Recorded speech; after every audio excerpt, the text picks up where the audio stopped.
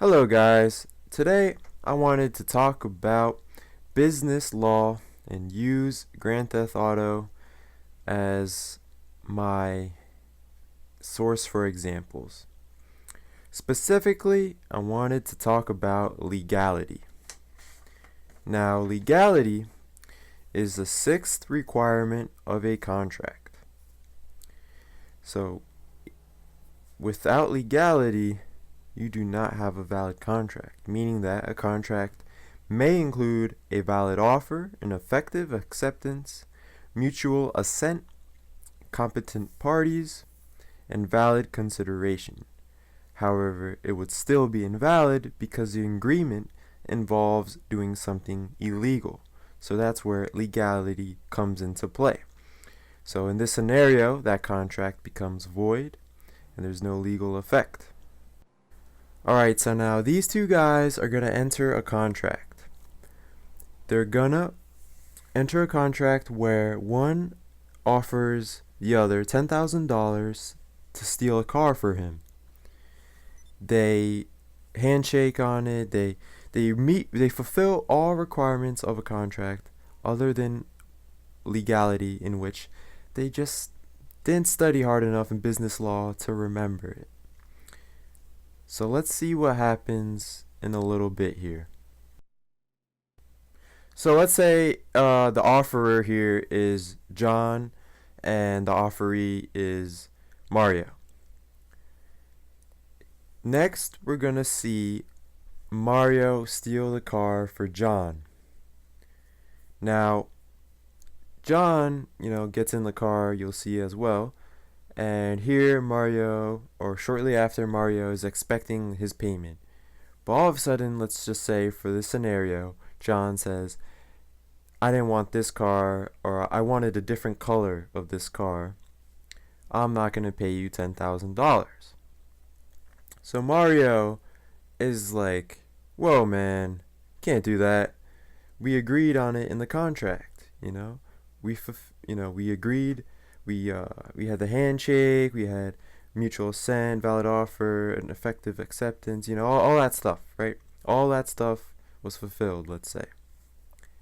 But now Mario is in tough luck if he wants to take John to court, because this stealing a car obviously is illegal.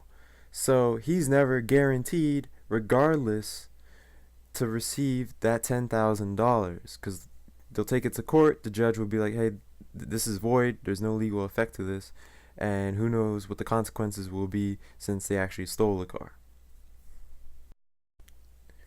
So that was an example of an agreement to engage in an unlawful activity.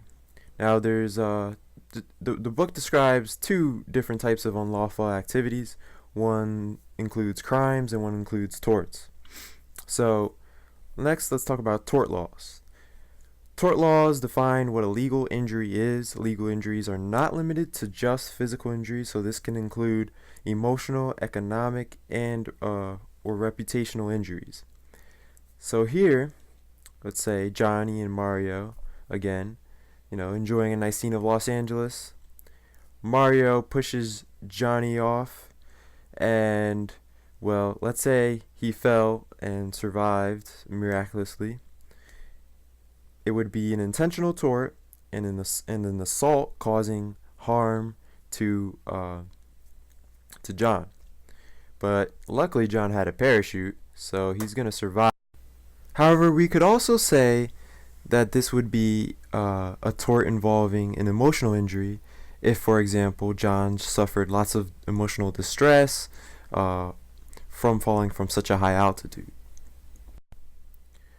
So for my final example, I wanted to talk about conspiracy. And I found this to be very interesting while reading through the legality chapter earlier in the semester.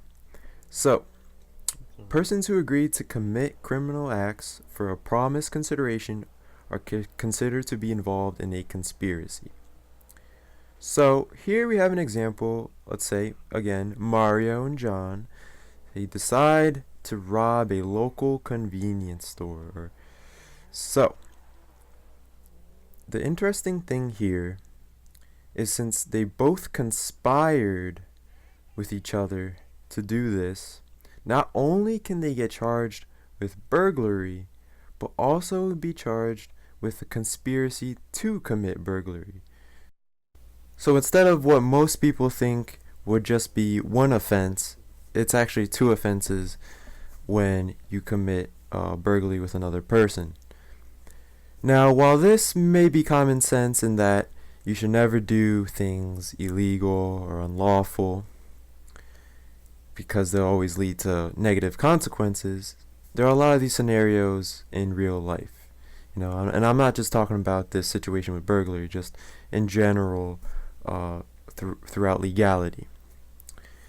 So next time you decide to agree to do something with a sketchy person, and you're doing something sketchy, make sure you're doing something that is actually legal, because illegality of a contract in promises to commit criminal acts not only serves to void existing agreements, but may lead to indictment and prosecution when sufficient evidence warrants such an action. So keep that in mind. Thank you guys for watching.